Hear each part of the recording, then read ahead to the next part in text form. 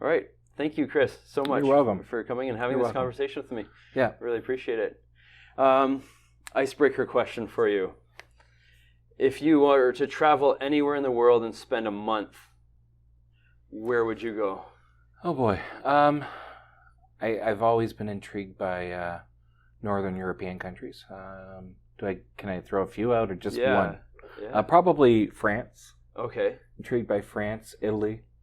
Is would it be the an attraction. croissants? Okay. I don't need any more croissants. But certainly the experience, any place that I can experience a different culture. That's neat. So somewhere off of Turtle Island here, and somewhere off probably Northern Europe. Awesome. And I have ancestry in Northern Europe and Belgium as well. So probably tour around the Northern European countries. Sounds nice. Yeah. Well, I hope one day, and hopefully one day soon even, you can go and experience it. Yeah, and just bought my lottery ticket last night, so we'll see how that goes. Are you good at math? Yeah. Law of numbers is not in my favor.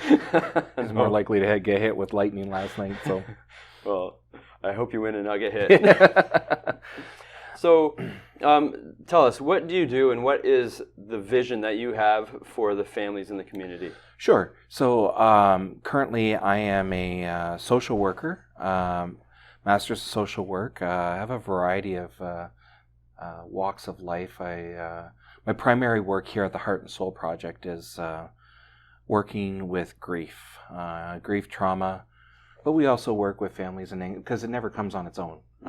There's anxiety, depression, family issues, family system issues. So it's never just one thing that we deal with here. But as a social worker, and what I love about social work is the broad spectrum, that it's not just the psychological issues people find themselves in, it's sometimes the environment they are living in, the systemic issues that they're living with. So the question is what's one thing, vision I have for or especially around... Yeah, what's your vision for those people that you serve? What's your vision for them moving forward? You know, surprisingly, in the area of grief, and maybe we'll focus on the grief aspect of what we do here, my vision is actually for the people around the grievers, to educate people around grief work. And that's one of the outreach aspects of Heart and Soul Project, is it's not just... Grief isn't a disease. Right. Grief is a natural reaction to life. But the problem is we tend to pathologize it, and so the support people deserve around the areas of grief. I really love the education pieces around grief. That people, and the people who are grieving, who have experienced the loss, that they would find support at work, not feel that it's 3 days and move on. Yeah. I've had that conversation before where people say, well, in 3 days. I'm like, no, that's unhealthy grief. You need it can be a long process to help you through what you're going through. Quick little anecdote. I had somebody who called me up very concerned about their dad. And I said, well, tell me a little bit more about it. And he says, well, he's crying all the time. And he says, well, what's gone on? He says, well, my mom died. I said, oh, when did mom die? Thursday. And I was like... We chuckle, but we chuckle because of the irony of someone thinking that it should be over within a few days. And it's been my common experience. The more we can educate around the area of grief, the more we provide a supportive system for the grievers. That grief is not even like what my experience is 6 weeks to 2 months out from is when it really starts settling in. It's not really at the time of it. And people say, oh, got to go grief support, grief counseling. And I don't even like calling it grief counseling. Right. Because counseling gives the idea that there's something wrong. There's nothing wrong. Grief support, and that's what we really need as a society and as a culture. And I think if there's anything I could provide for families, is this is what we need to be as a society that allows room for tears, allows room for sadness. Sadness is not a bad thing.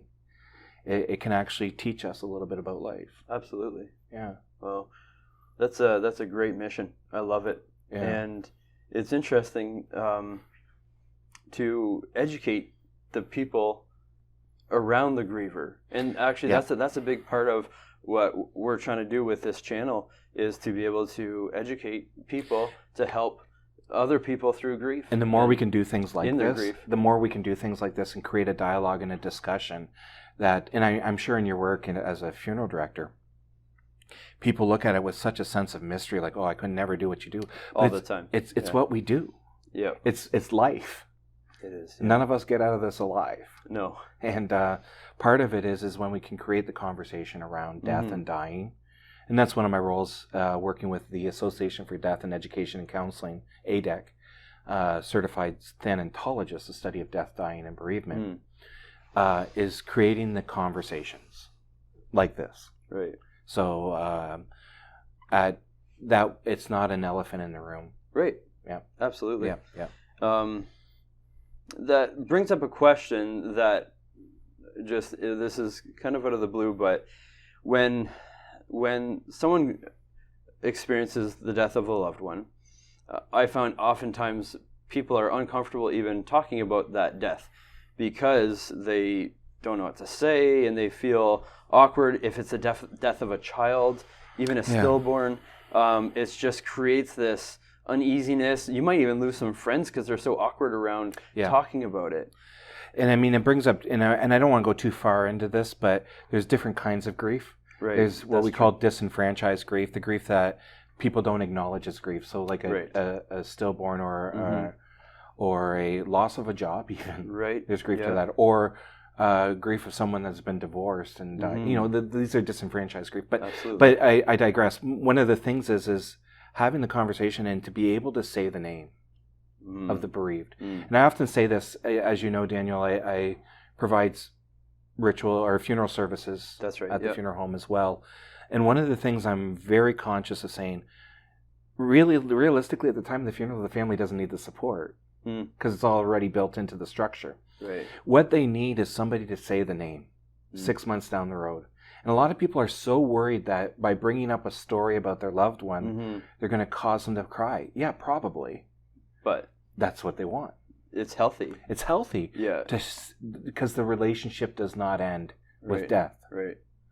And more than just even on a spiritual level, on a very practical level, there's something called continuing bonds.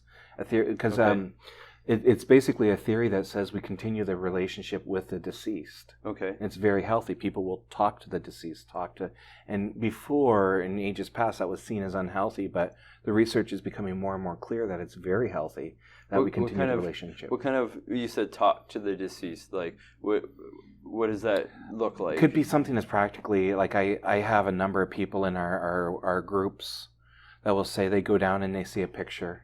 One of them, if I can, and I want to be very careful, I don't violate any confidence, but he would go down and he would say, "This is the day the Lord has made," and speak it to his wife because that's what they said to each other every morning. Oh, wow, okay.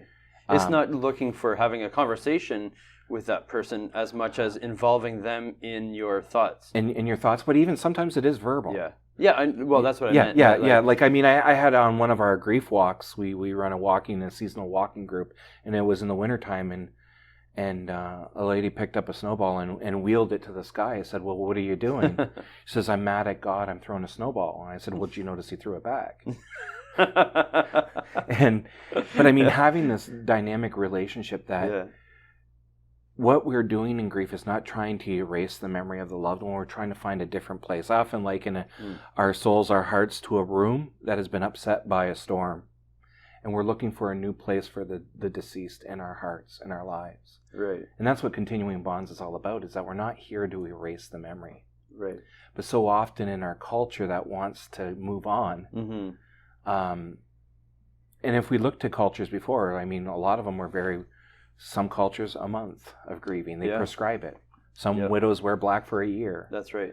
It was prescribed as part of the cultural. We don't have those supports now. So. Well, thank you. I'm glad we're having, even this conversation is helpful in that regards, right? Yeah. So, yeah. Oh, yeah, exactly. Yeah. Exactly. Yep. Yep. Yeah. If we find ourselves with someone who's dying, and I ask this because I know that you have experience working with a lot of first responders, and that could look a little bit different than a loved one, obviously, because they're a first responder. But if we find ourselves with someone who's dying, how do we react? Like, do we have to remain strong, or can we be free with what we're going through ourselves? Strength is such a loaded word. We often think of strong as being stoic or as having our stuff together. Right. Strength can sometimes come in vulnerability. To speak our feelings with authenticity. Okay. So let's hypothetically say I'm in a hospice room with my mom who's dying. Mm-hmm. To be as honest and as vulnerable with your feelings as possible. Mom, I'm scared. Mm. And we're always worried about, what if I bring this up? Will it cause fear? Well, newsflash, they're already well aware what's going on. Yeah. So when people don't talk about it around the person who's dying, it creates another wall. Okay. But the more someone is able to have an honest conversations about I'm feeling scared, I'm going to miss you, Mom. Right. And sometimes that can be talking about fear, but it can also be talking about joy. I love you. Do you remember that time when? Wow. Having joyful conversations, sharing humor. Humor is a great gift. Yes. There's a reason with tragedy, there's comedy. Mm-hmm.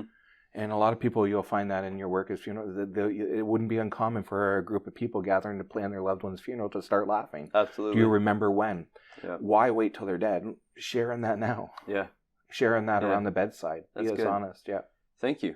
And if I can just add one caveat. Please, of course. I beg. If a person of one of your loved ones is unconscious, please watch what you say. By their bedside. In their room. Yeah. And it doesn't. I hear so many people. I'm like, I've had to remove people from the room and say, "What are you doing?" Right. They're still here. Right. They're still listening. By all means, continue to share the good stories, even though they might not be responding. I beg of you, be conscious of that. Yeah, so that person who is close to death, if they're listening, and if they're hearing, and not able to respond, right, and to be able to show that person love by giving them a peaceful exit, as opposed to talking about who knows what. Yeah. I mean, it can be. And, we all know there's something that could be said in a room if someone else isn't listening. Insert an appropriate story here. Yeah. But I mean, love them into their new reality. Yeah. Well, music is powerful. Right. Stories. I've had one family break out and be not afraid at the bedside. Yeah, that's beautiful. Yeah. So holding the person's hand. Yeah. Telling them you love them. Singing a song. Yeah. Exactly. Exactly. Thank you. Yeah. And I hope that does give someone help who might be or might have to go through something like that. So now they feel more comfortable. Yeah. That's good. Yeah. Speaking of experiences with death, can you tell me of a personal experience that you've had? Sure. Probably one of the reasons why I'm in this. Okay. In 2000, December 21st, 2000, my brother was on his way home from work. Hit a patch of black ice about a kilometer away from home and was killed instantly. So it was his 20th anniversary last year, and and it's funny. I just got back from vacation with my brother. Oh yeah. And my brother who died, his son was on the trip with us. Wow. And his son wasn't even 1 year old at the time. Really? So he's 20. He's 20 now. Wow. And we were sharing stories about him and talking about him and it's amazing to hear how my brother still lives through his children, even though they were 1 and 2 at the time. You would have thought that there's no way but the mannerisms, behaviors, and interesting. And it really impacted me because I was 20 in my 20s, early 20s at the time when he died. Okay. And I had the whole world ahead of me thinking, and it just really flipped everything over for our family. 3 days before Christmas. Wow. It was, and so close to home, less than a kilometer away from home. So my brother's death, it still speaks to me. And anybody who attends any sort of grief, it's not uncommon for me to talk about him. Right. And let me mention his name, Mike. Yeah. And so how did Mike's death affect your perspective in life? I know you said it got you into this, but did it change your perspective any way? It made me certainly feel more vulnerable. Yeah. Again, I think we live in an illusion that it's not going to happen to us. Right. And when it does happen to someone so close, car accidents are something that happens to other people. Mm-hmm. Those are stories that happen to other people. And so when death comes home to roost so close, it challenges I'm vulnerable too. Because ultimately grief and mourning and bereavement all very unique words, are really about how we're responding to the world. Mm-hmm. And so Mike's death has changed. And I mean, it's changed how we relate in the family. We had a plan that my brother was probably going to take over the farm. Okay. Well, I flipped everything on its head. So, Yeah. so practically, spiritually, it challenged me. Emotionally, it challenged me. But it has also taught me. And that's the beautiful thing, is because grief is an act of love. Mm-hmm. Grief is an act of love. You don't grieve things you don't love. Yeah. Like I'll mourn for my dog more than I will with certain relatives. So I won't tell you which ones, but they probably won't see this anyways. They probably won't be watching. but we grieve that which we love. Yes. That has meaning and purpose. Yeah. And quite honestly, I don't. The task of grief is not to forget. Right, and I think that's one powerful thing to realize, that that sorrow and that grief that is felt is from that love that you have, right? So that saying, you grieve because you love, is so true. Yeah. It's funny, I often say, people say I'm having an awful week. I said, well, that's good, because we got to talk about that. Mm-hmm. I'll often say to people, okay, let's hypothetically take you down to the hospital and put you in an MRI machine, find out where all those memories are stored of your loved one. We'll zap them, and you never have to grieve again. And not that I can do that, right? Or would do that. It'd be very unethical. But shock therapy. The idea is that it's a thought experiment where they said, no, I don't want to forget the memories. Right. Well, then the consequence is to grieve them. That's true. And the difference between grief and mourning, everybody will grieve, not everybody will mourn. What is the difference? Yeah, mourning is the outward expression. Okay. Oh, interesting. Everybody experiences loss. Mourning which is the crying, the moaning, the rituals. And the more we withdraw and take death and make it commoditized, the more damage we do to the human person. Grief needs to be expressed, which is mourning. Yes. So those rituals, whatever they might be, the funeral, the wakes, that's what we try to encourage, is an environment where people can mourn, where they can share stories. One of the things I had at one of the funerals, I said, we made envelopes for the young man who died, and I said, take an envelope home, it's addressed already. Okay. Write your favorite story of their loved one and mail it 6 months down the road. Oh, cool. And the family called me up, they said, we're still getting letters. Wow, that's nice. And I mean, and I get that from somebody who around my brother, when he died, collected letters and put it into a book. I still read it. That's cool. Yeah. You said something about death commoditized. What did you mean by that? Efficiency. Okay. Like where we try to make death efficient. You know, it's convenient, quiet. Right. Death is inefficient. Yes. Marriages are inefficient. The weddings are inefficient. Like when you look, relationships are inefficient. Yeah. Love is inefficient. Right. Things that robots are efficient. Robots are efficient. And they don't experience any of those things. Yeah. But love is inefficient. Mm. And we try to do it as the most cost-effective way possible. The research says in the United States, you know, who spends the most on funerals are the poor. Okay. Especially the poor of the South. Oh, really? Yeah. Because they see the value in saying that this was important and worthy. Because the poor oftentimes have...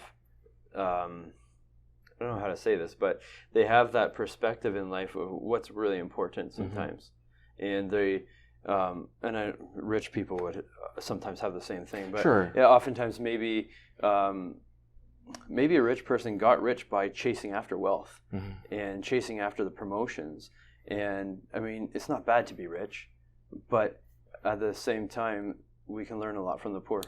The efficiency. If you've been in funeral processions, you've led them. Oh, yeah. They're very inefficient. They can shut a city down. That's right. And I like it. And it's great because it helps everyone remember death. And you know that as soon as we get over the tracks on Howard, people start pulling over. That's right. And we're outside of the city. And it's inefficient. That's right. But there's a purpose to that. It's an outward mourning reminder that this is important. You go by the construction workers, they remove their hats. Yes. Yeah. That's what I mean by mourning, because it's worth doing. It's worth wasting time. Yeah. Being inefficient because it's an expression of love. Excellent.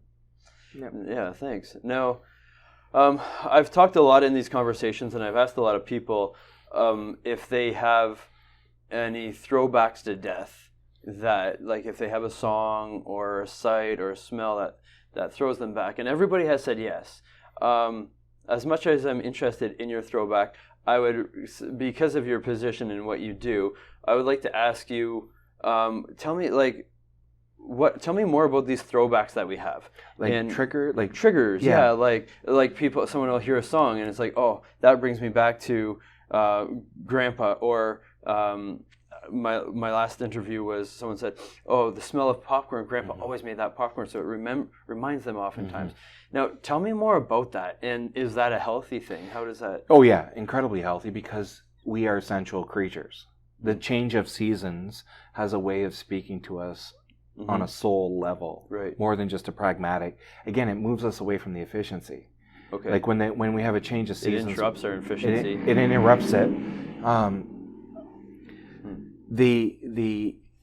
These memories, and I'll do it quite intentionally. Like when I'm preparing a service, like, is there any music? Because this touches the senses: smell, touch.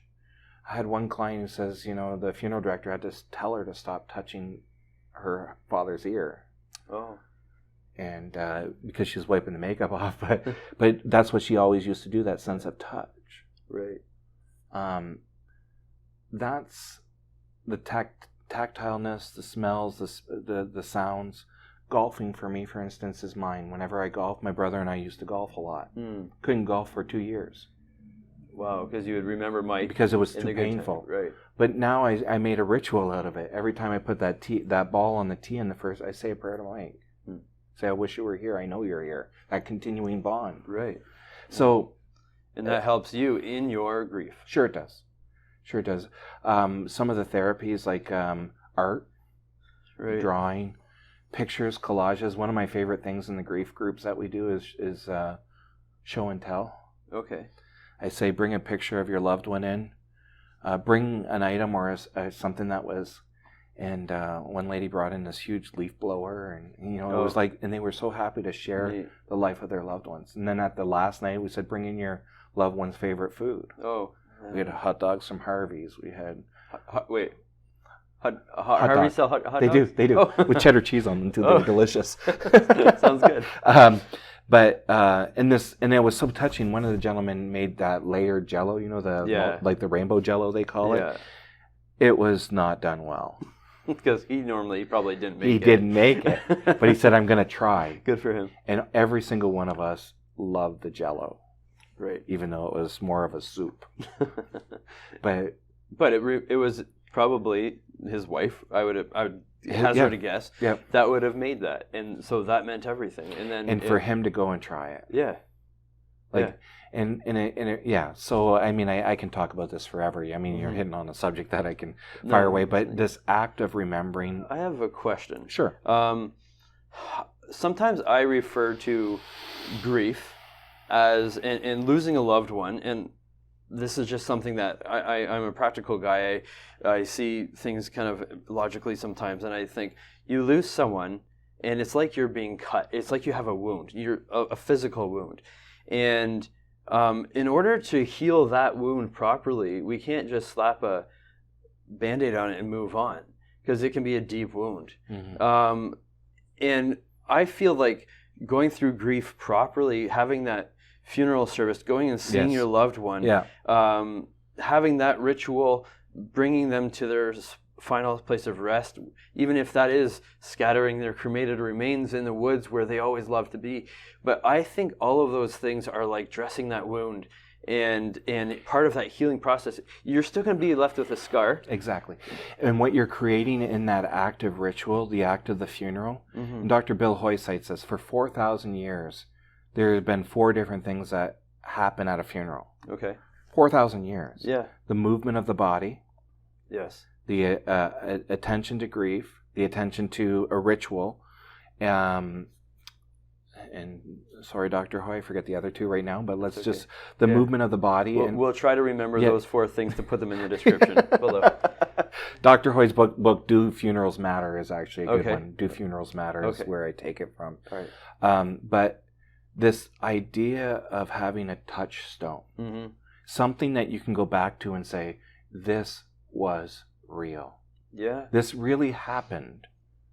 People really cried. Mm-hmm. People really came out. And that's been the sad thing about COVID, is people haven't had this, and I hate bringing it up because we're inundated with it, but the ability to outwardly mourn together as community. Mm-hmm.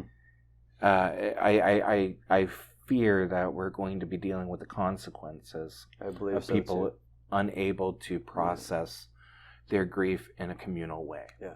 Part of me hopes that the silver lining around that dark cloud is going to be that people will realize how important it is. Yeah. Yeah. Much like the schools, for instance, like they were talking about bringing in online learning. We've had a year and a half of it now, and we're realizing how ineffective, at least my humble opinion, how ineffective online learning is. Moving on. So now's your chance to ask me, Daniel, the funeral director, anything. Okay. Favorite sport? Interesting. I'm not a big sports guy. Okay. I don't like watching sports. Olympics I'll get into once in a while, but I like to play volleyball. Okay. Beach volleyball. I love it. That's about it. That's it. Video games? I used to, but then I started, then I got married. And we'll leave it at that. Yeah. But on a more personal level, a lot of times people ask me, I don't know, and especially with funeral directors, I'm sure you get this question all the time. Mm-hmm. How is it that you do it? I could never do what you do. All the time. You know, it's at least once a week. Or counseling, people say, I could never, sit there for hours on end. Right. How do you do what you do? Admittedly, there are some times where it's just what you do. Yeah. But there's got to be moments where it kind of grabs you. Those, and I know in funerals that I've had, I can celebrate a funeral and continue on. Not that I don't, but we have some level. How do you deal with the funerals that really touch you to the core? I would carry them with me. Like you feel? Yeah. Well, are you talking about after or during? During and after. So, during those funerals that would touch me to the core, that's when my emotion, I think, is more involved in that service. Oftentimes, it would be through situations that I can relate personally to. If someone has the same family dynamics that I have, mm-hmm. and I'm watching their grief and their mourning, and I have myself in their shoes, and then sometimes I have to almost put up a little bit of a block and mm-hmm. say, okay, wait, I'm a funeral director right now, and I'm going to help these people through what they're going through to make it easier for them. And then other times it's really will hit hard when it's such a tragic time. And you might have done a service with me where there was a young man who passed, and he had a daughter, and she was, I think, between 7 and 9 years old, and it was really, really tragic mm-hmm. because she did not want to leave his side. Yeah. And we couldn't start the service because she wouldn't leave the casket. Yeah. And everybody's bawling. And it was my job as a funeral director to conduct this funeral, to get it to the funeral. Mm-hmm. And so some people said, "What, you got to do something." What am I to do? Right? So I said a prayer, and I came close to her, and she's kicking the ground, saying, "Why did God take my daddy? I don't want to leave. I don't want to leave. Why can't he come home with me?" And it's hard. Yeah. Right? Because it's true. Like, it's human. So,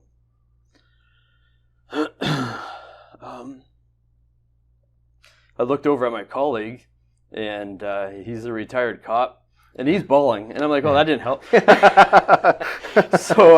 So I turned away, and I thought, I've heard of sometimes where if you give someone something physical to do, it will help them through that emotional turmoil. So I grabbed the rose from the casket spray and I broke the petal off, or broke the rose, and I got down next to her and I said, hey, like, I know your heart's broken. And you have so many memories, so many fond memories. I said, I broke this flower in symbolism of your broken heart. And all of these petals are thoughts and memories that you have with your dad. Can you help me and put these with him? And every time you put down a flower petal, remember something, or just have that interaction. I said a little bit better than that, maybe. And so she did, and she took the whole rose, however many, 60 petals, and she put every one of them all around him. And that was a very difficult service. It still brings up emotion when I talk about it. But at the same time, to be able to be there for her through that time, like, what an honor. To be a witness. Yeah. To be a witness to the human. So moving forward, I guess I'm full of sorrow for her, but I'm also I have joy in my heart because I was able to witness and walk somebody through that kind of thing. So in those hard times, I think it's the focus on walking that person through that difficult time. And I think that's the honor I have of working with funeral directors, is the humanity that they bring. It's not just a job. No, it can't be. It's really a vocation, a calling. Absolutely. A response to the human situation, and I have to say, of my colleagues, you being one of them, working in funeral services, is that human connection, that we're not ashamed or afraid of the human element. We're not automatons. No. We're people that are witnessing the story of love, and what an honor. Yeah. And I pray that it touched her in a special way, and her mom and the other people who were there, because then I invited all of them to come and place rose petals. He was full of rose petals. It was great. Nice. And so moving forward, to talk about something like that, to feel something like that, I think it adds to my character. Yeah. And I hope it adds a good thing to my character. I think sometimes going through pain can add good things to our characters. You look at someone who's gone through a lot in life, and if they've let them grow through it, they can grow in deeper ways than a lot of us can. And so I think that's what I continually want to do is let these painful situations allow me to grow in my compassion and my love to others. Nice. In the way I serve. Beautiful. Yeah. Thank you. Thanks for the question. Yeah. Now, just tell us, what do you have going on? You shared a little bit about it, but what do you have going on in the community? So, for fear of mentioning the dreaded C word, the COVID word once more, provided everything goes normal, we do have our fall programming coming up. We'll be running monthly seminars. The first one in September is going to be called Grieving Through COVID.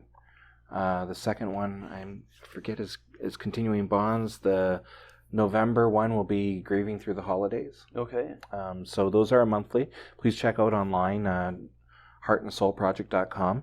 We also will be starting up our walking group, which is great because it incorporates so much. Incorporates other grievers, exercise, a casual walk, socializing, all the things that are good for good, healthy grief.